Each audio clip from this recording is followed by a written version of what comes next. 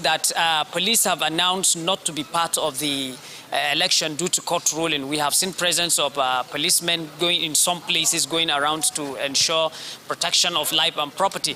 Meanwhile, the officials of the Kano State Road Traffic Agency, Karota, and also Hisba and Vigilante Group of Nigeria are mostly the people that are trying to safeguard these electoral materials. So basically, I can say that so far the election has been peaceful because we have not had any report of breakdown of law and order in many parts of Kano State. But then it's too early. Kano is politically sensitive. Anything can happen from now to evening. But as I can tell you, right now, election is going on in most parts of Kano State and is generally peaceful.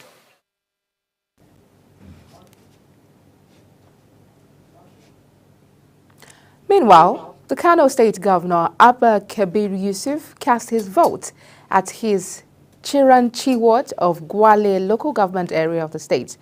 Governor Yusuf voted at his polling unit expressing satisfaction with the election process. He called on voters to ensure that no violence is recorded while assuring a free and fair poll. From what I saw today, from what I heard from all the 44 local government areas, I must say, Alhamdulillah Rabbil Alameen, people have come out en masse to vote for the NNPP during this, today's local government elections, where supporters are casting their votes to elect the chairman of the 44 local government areas, as well as all the councillors. The governor of Ondo State and the gubernatorial candidate of the All Progressives Congress, APC Lucky Oryemison Ayedatiwa, has reiterated his administration's determination to consolidate on its achievement in the next 4 years if voted into power at the forthcoming governorship election. The governor made this known while addressing community leaders during his campaign tour at the Irele local government area in Akure, Ondo State. Again, Kikia Lomo Okere has details.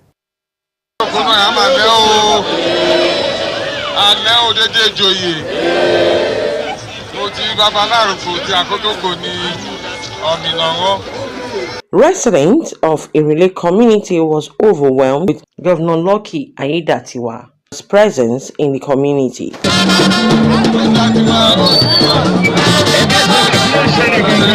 The governor, who spoke in his dialect, says his administration had prioritized security of lives and properties, noting that security is crucial for good governance and the development of the state.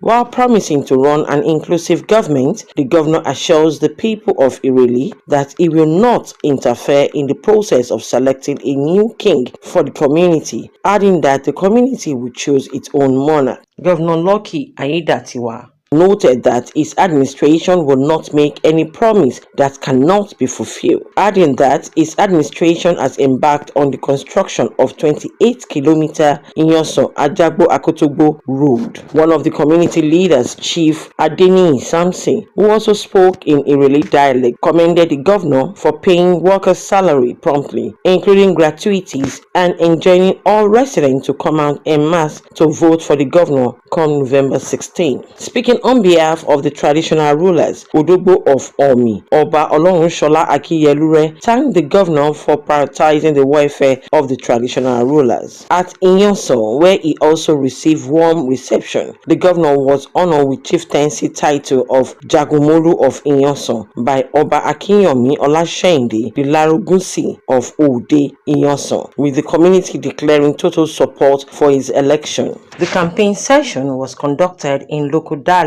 of the community. From Akure, Kike Lomo Okere, Global Television News.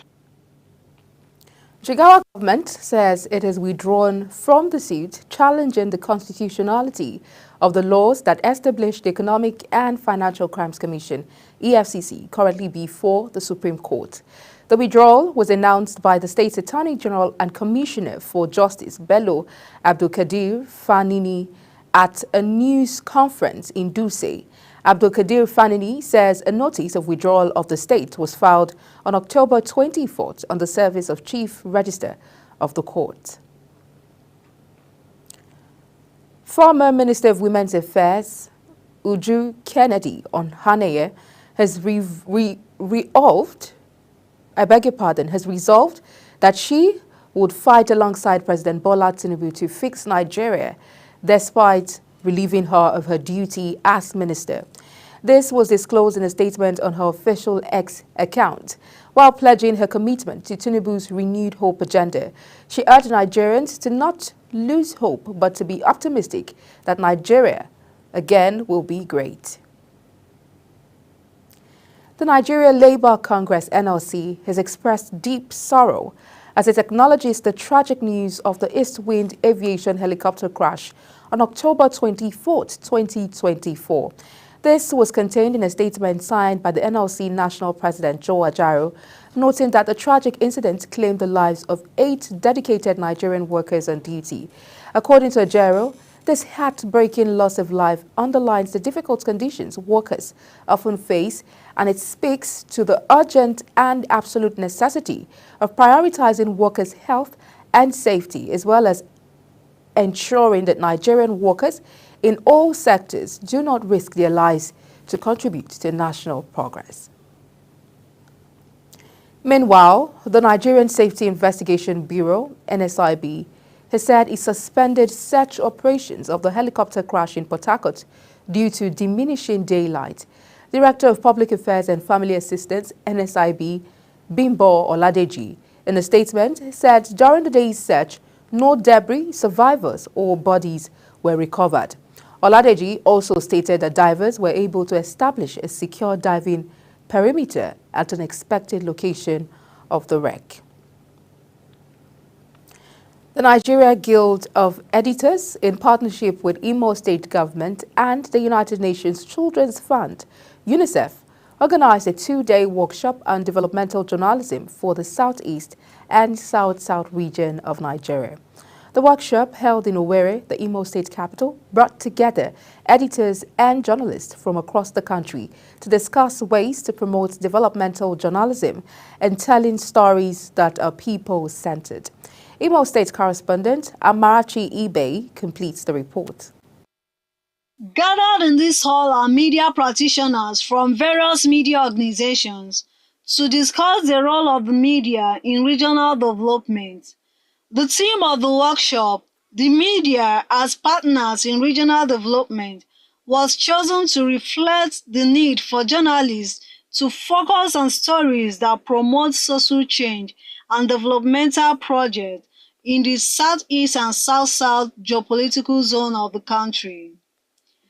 Declaring the workshop open, the Imo State Governor, Hope Uzodimma, represented by his deputy, Chinyere Komaru, expressed happiness to address the editors at the workshop, which he said aligned with his administration's commitment to regional renaissance for the sake of development. He observed that responsible journalism is the cornerstone of accountability and good governance. Yes, your pens and your keyboards wield immense power. The power to inform, educate, and mobilize our people towards a shared vision of development. Responsible journalism is the cornerstone of transparency, accountability, and good governance.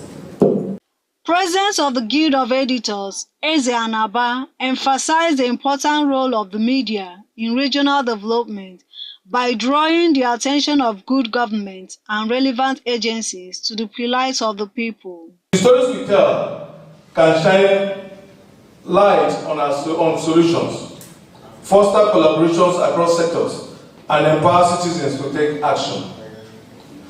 Our discussions today will focus on how we can strengthen the media's role in highlighting developmental issues, fostering accountability, and promoting inclusive growth. I encourage each of you to bring your insight, experiences, and creativity to the table. Participants at the workshop says there is need for both donor agencies and development partners to look into the plight of the people living in the Southeast and South-South geopolitical zone of the country, as well as other parts of the country. If the top echelon of media practice, who are basically the editors and managers of the media in the Southeast and South-South region, could tailor their news content to developmental journalism, issues that look on the people itself, not just government has said this, government has said that. At the end of the workshop, it is expected that participants will put into practice lessons learned in various media organizations to promote development in the two geopolitical zones. From Owerri, Amarachi Ibe, reporting for Global TV.